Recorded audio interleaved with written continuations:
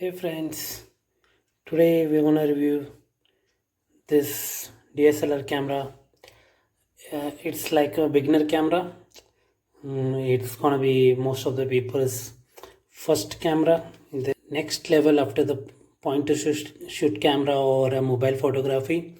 And this camera I have been using it for a year now, and I thought this is the right time to review this camera and tell my opinion about this camera to you all, and it might be helpful for you if you're thinking of buying this camera. And this camera is Nikon's D3400, and I would like to inform you guys that there is a next version of this camera, that is D3500.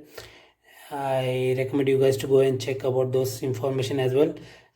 Just I want to give the what I think about this camera and what I like about this camera and what I didn't like about this camera.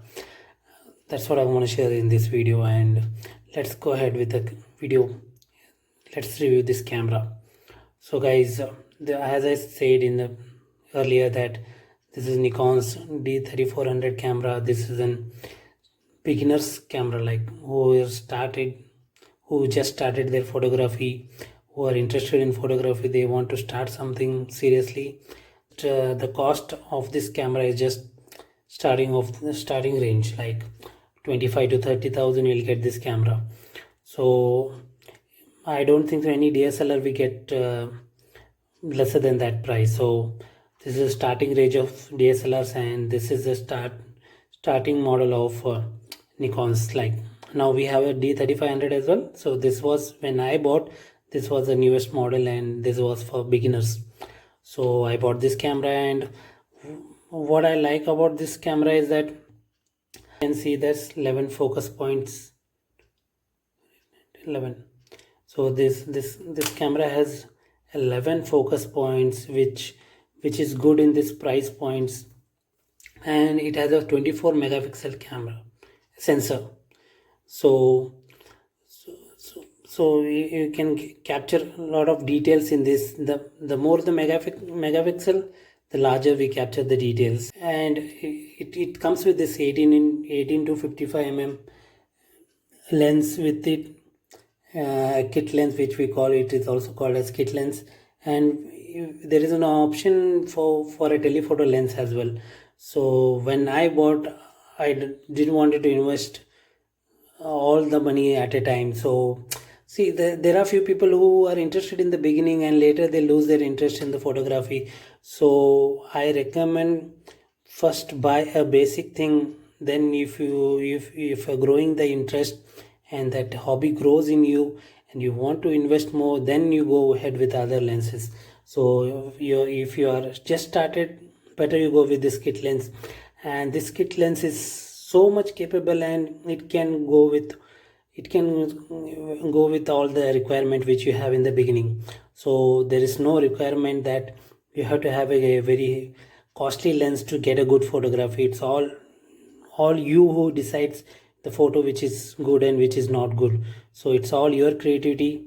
It's you who will decide this photo is good or not, and there is no rule that this photo is good and this photo is not good. It's all high costlier lenses for this.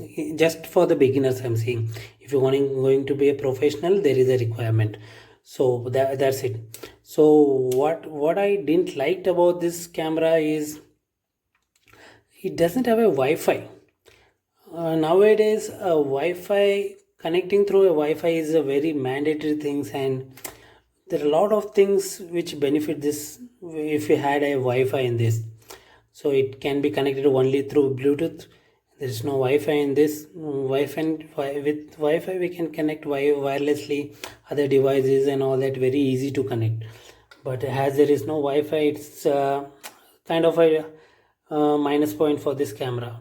And one more thing is that we cannot connect any external mic in this. There is no internal mic we have. That's the only option we have. There is no, if you want to attach an external mic, we cannot attach in this camera.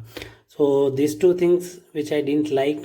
And I don't know, I didn't like the battery backup of this camera as well. So this is a charger we get with this camera, and we get a battery as well, and we'll get a 16 GB SD card with this. So here we have the SD card slot. Just we have to push, it will come out. So in this camera there is a technology where without a memory card it won't start, it won't allow you to take a pic. So there was a chance in previously there was a chance where we used to just click taking pictures, we just used to click, and in the end we used to notice that we didn't insert the SD card. So in this camera it's never gonna happen like that. So if there is no SD card, it's not gonna start, it won't allow you to take pictures. And this we have a batteries here. Just try to pull this off and you'll get this battery. So this is a battery we get with this.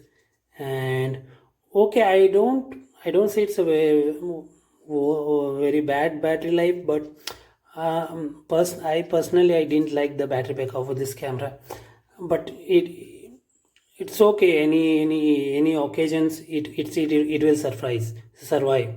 If it's a longer occasion, better you carry an extra one more battery as well. So, and we have a slots here, HDMI and micro USB slot here. I hope you guys can see. Yeah, we have the HDMI and a micro USB connector here. So with this we can connect our camera with our laptops, external devices and all. So, and we have inbuilt flash as well in this. Overall, I really like this camera. I have been using this camera, and this camera is mostly for a photography thing. I don't recommend this for a videography because the autofocus of this camera is not that great. So I would recommend this camera if you guys are interested in photography rather than videography. And if you guys, it will manage. It's not that we cannot take a good quality videos, but I mostly recommend this for camera for photography rather than videography. And me personally, I use this DSLR for videography as well. So because I don't have any other option, but as my just want to share my opinion saying that yeah, this camera is better for photography than videography. That's what I would like to say. And that's it, guys. I hope you like this video, and if any suggestion, please comment. And if you like this video, please like and subscribe to my channel. Keep supporting, guys. Have a nice day. Bye bye.